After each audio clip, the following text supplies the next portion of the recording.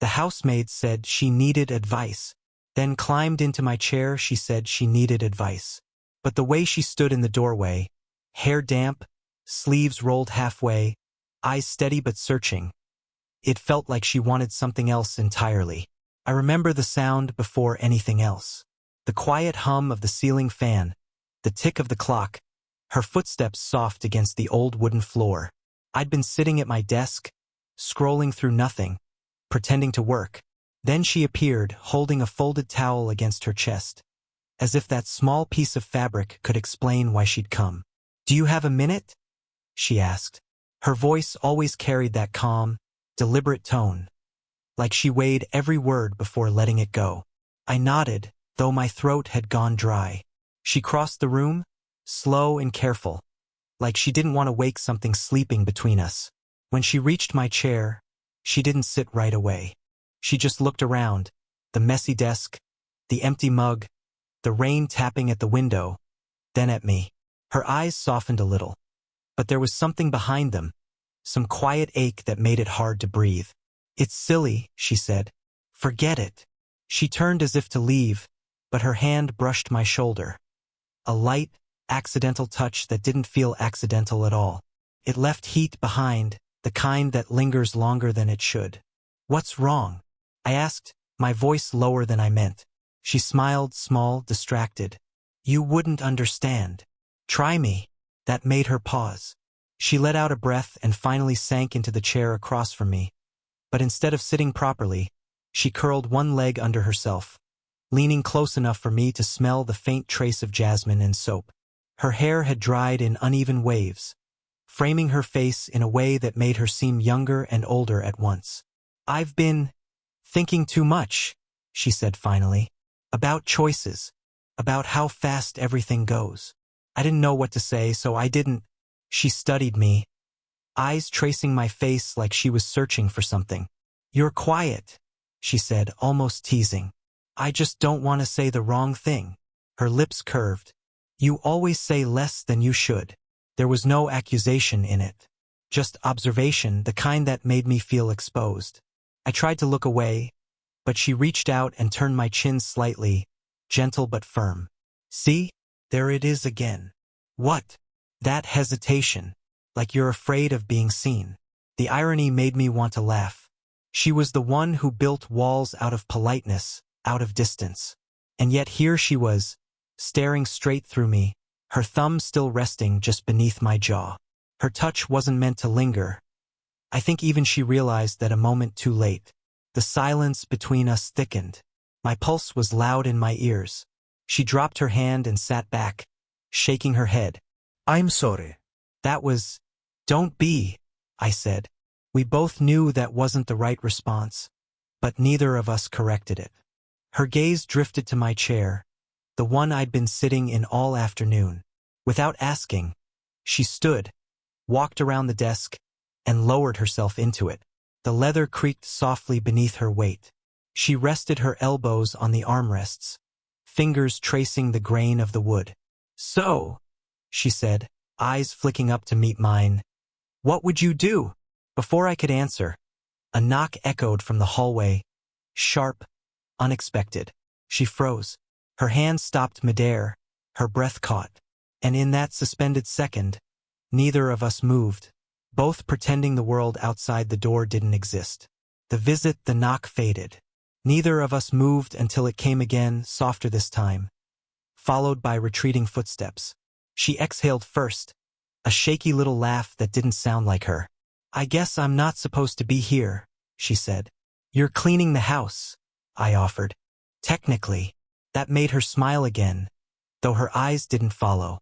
She looked at the window instead, the gray light cutting across the room, turning her skin pale gold. "I don't really clean much anymore," she murmured. "Just keep things from falling apart." It sounded like she wasn't talking about the house. I'd heard bits about her before. A husband who'd left years back, a daughter at university she never mentioned by name, a life that had once been bigger than this quiet job. But no one ever told the whole story. Maybe no one dared to ask. I wanted to. Instead, I said, "You do a good job of that." She turned her head, studying me again. "You're kind," she said. "That's rare." I shrugged, suddenly self-conscious. "It's just true." Her lips parted, like she might answer, but she didn't. The silence stretched, not awkward, just charged. She leaned forward, elbows on her knees, fingers interlaced. "You shouldn't say things like that," she said after a while. "Why not?" "Because someone might believe you mean them." The air shifted again. I could smell her perfume, faint, worn, the kind that clings to fabric and memory. My pulse jumped. She looked at my desk, at the notebook open beside the cold coffee. "You write," she said. "Sometimes." "What about?" "People." She smiled. "You're watching me, aren't you?" The question hit harder than I expected. My throat closed around an answer. "I'm observant," I managed. She sat back, one leg crossed over the other, her ankle brushing the edge of my knee. "Observant can be dangerous." Her eyes held mine too long, then drifted away, a retreat disguised as composure. "I used to have someone who watched me like that," she said quietly. "At first I liked it, then I didn't. Then he left." The confession slipped out like something she hadn't meant to share. I didn't ask who he was. I didn't need to. "I'm not like him," I said. Her laugh was barely there. "I didn't say you were." Still, her voice softened after that. The edges dropped. The distance felt thinner. I reached for the notebook, just to do something with my hands, but my fingers brushed hers where they rested on the arm of the chair. Neither of us moved right away. Her skin was cool from the air, but it warmed under my touch. Her breath caught, small, involuntary. Then, instead of pulling away, she let her hand stay there a second longer. Long enough for it to mean something neither of us would say aloud. The distance the next afternoon, she came earlier than usual. No knock this time, just the sound of the front door creaking open, the jingle of her keys, the low shuffle of her shoes on tile. I was in the kitchen, pouring coffee. She appeared in the doorway with her hair pinned up carelessly, a loose shirt slipping from one shoulder. "Morning," I said, trying to sound casual. Her eyes flicked to the mug in my hand. "You always make too much for one person." I offered her the second cup before I thought better of it. She hesitated, then took it, fingers grazing mine. Her thumb brushed against my knuckle on accident, or maybe not. The silence after that was full. We stood there like that, neither moving, until a phone buzzed on the counter mine. A message from a friend. "You around? Might stop by." Her eyes caught the screen before I could flip it over. The look she gave me said everything she didn't want to ask. "It's nothing," I said quickly.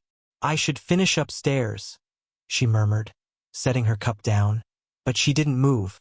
Her shoulders stiffened, breath uneven. "You don't have to go." "Ido." I stepped aside, blocking the doorway without meaning to. She looked up at me, really looked. Her pupils darkened slightly, the way they do when someone's fighting themselves. "This is," she began, then stopped. "We shouldn't even be." I didn't answer. The words hung between us like dust in sunlight. A door slammed somewhere down the hall. We both jumped. "Your friend?" she whispered. "Probably." Her pulse fluttered at her neck, visible beneath the thin chain she always wore. Without thinking, I reached up and brushed a strand of hair from her collarbone. My fingers barely touched her skin, but it felt electric, the kind of contact that rewrites a heartbeat. She didn't step back. "Someone will see," she breathed. "I don't care." "You should." I could smell her coffee now, the faint bitterness mixed with her perfume. Her lips parted slightly, eyes fixed on mine. For a moment the world shrank to that space. The air between us, the tremor in her breath, the sound of footsteps drawing closer.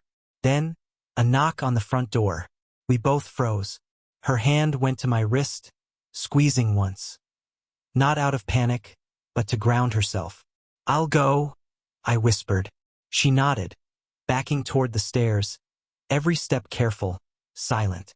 When I opened the door, my friend stood there with a grin and a casual wave, talking about weekend plans.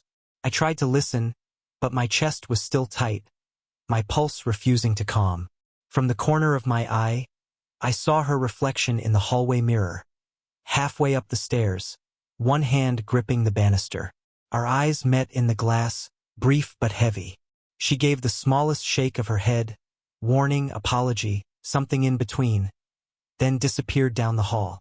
And still, even as I stood there pretending to listen, I could feel her handprint burning on my skin. The breaking point, she didn't come the next day. The house felt wrong without her in it. Too still, too clean, too quiet. I told myself I didn't care, that she was just someone who worked here. But I kept glancing at the clock, waiting for a sound that never came.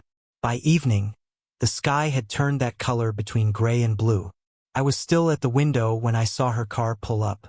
She didn't get out right away, just sat there, hands gripping the wheel.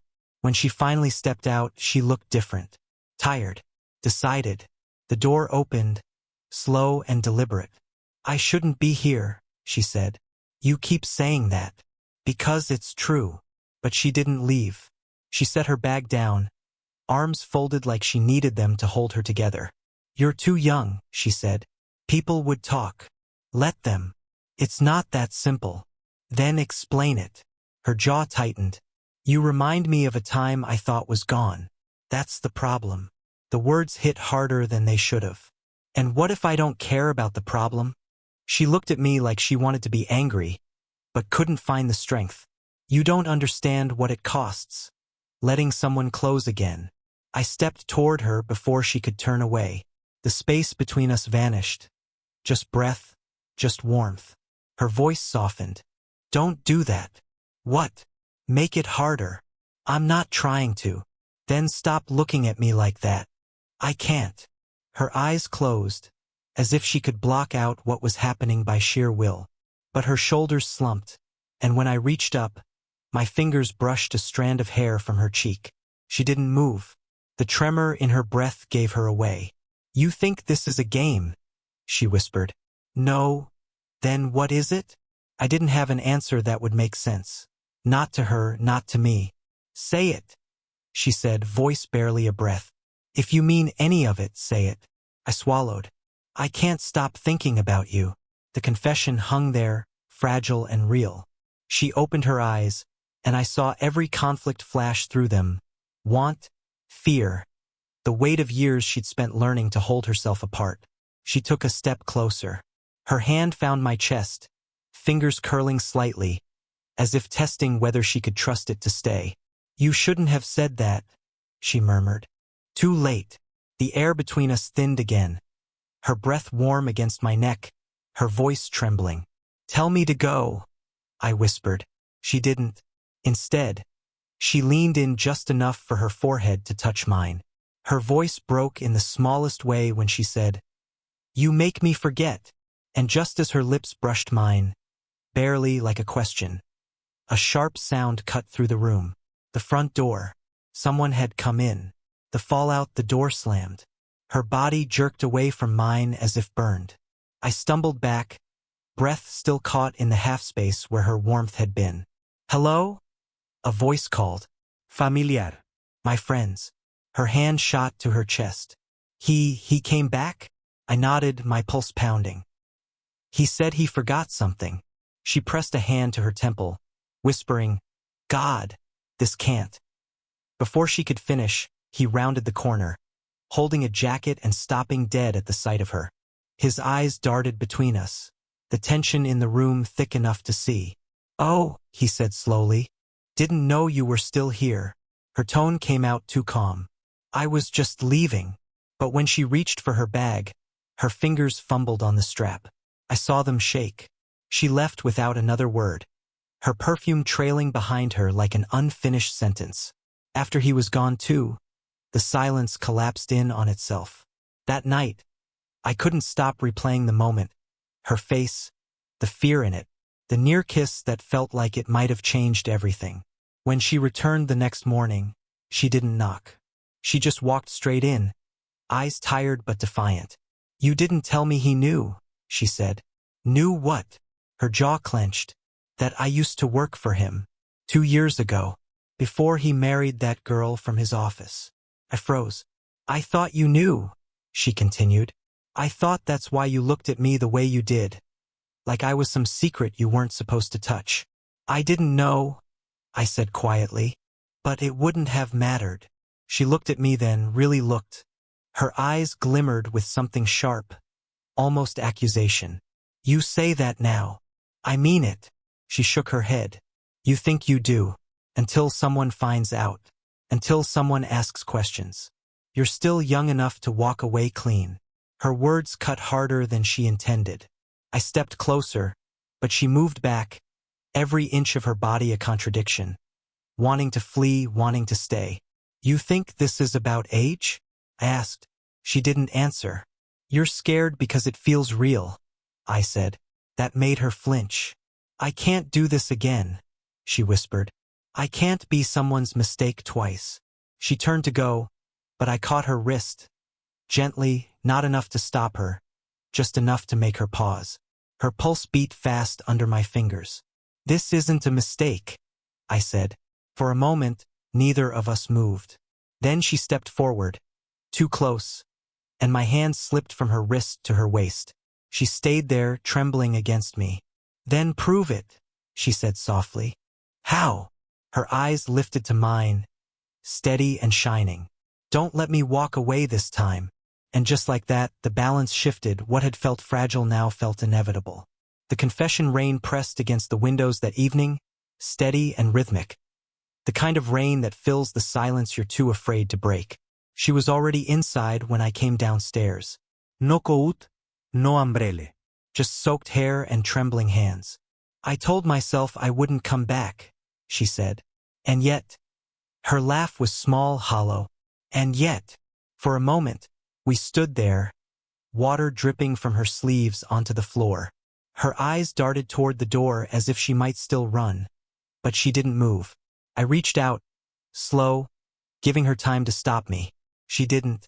My thumb brushed a raindrop from her cheek, and she closed her eyes like it hurt to feel something that gentle. You shouldn't touch me, she whispered. I know. Her breath shuddered out. Then why are you still doing it? Because you're still here. That was all it took. The room seemed to shrink around us, smaller, closer, heavier. The scent of rain mixed with her perfume. That soft jasmine note that never quite left my mind. She stepped forward until there was barely space between us. I could feel her breath against my neck, her hand hovering near my chest. Not touching, but almost. This isn't fair, she murmured. Neither of us asked for it. Her eyes lifted to mine, raw, searching. If I let this happen, everything changes. I think it already did. Her hand found its way to my collar, fingers clutching the fabric like she needed something solid. The tension between us wasn't quiet anymore. It was alive, pulsing, undeniable. She whispered, "Say something real." I swallowed hard. "I don't want to stop thinking about you." Her lips parted. Not for words, but for the breath she seemed to forget to take. Then she leaned in, just close enough that her forehead rested against mine. We stayed like that, still, trembling, suspended between want and fear. "I'm scared," she admitted. "Of what?" "Of being seen again." "Then don't hide." Her hand slid to my jaw, thumb grazing the corner of my mouth. Every muscle in me went still. "This isn't supposed to happen," she said again, softer this time, almost a plea. "Then let it be a mistake worth making." Her eyes filled with something I couldn't name. Not sadness, not desire, something that held both. And finally, she leaned in. The kiss wasn't perfect. It wasn't meant to be. It was hesitant, messy, too real to be anything but true. When we pulled apart, the world didn't collapse. The rain kept falling. The lights flickered once, then steadied. She looked at me like she was memorizing my face. "Now you know," she said quietly. "Know what?" "What it costs to feel something that's real." She smiled, faint, tired, but free in a way she hadn't been before. And in that look, we both understood. Whatever came next, we'd already crossed the line that couldn't be uncrossed. The ending the storm passed by morning. The air smelled clean. Wet pavement, jasmine, and something faintly sweet from the kitchen. She was sitting by the window when I found her, wrapped in one of my old sweaters, watching the street glisten under the new sunlight. Her hair was still damp. The sweater sleeves covered her hands. "You didn't leave," I said quietly. "I tried," she admitted. "Got as far as the car. Then I just couldn't turn the key." I stood beside her. "Because of what happened? Because it didn't feel wrong anymore." She turned her head toward me, eyes soft but sure. There was no tension now, no battle between what she wanted and what she thought she should want. Just calm. A kind of surrender that didn't feel like giving up. "I keep thinking," she said, "how strange it is that someone younger could make me feel older and lighter at the same time." I smiled. "Maybe it's not about age."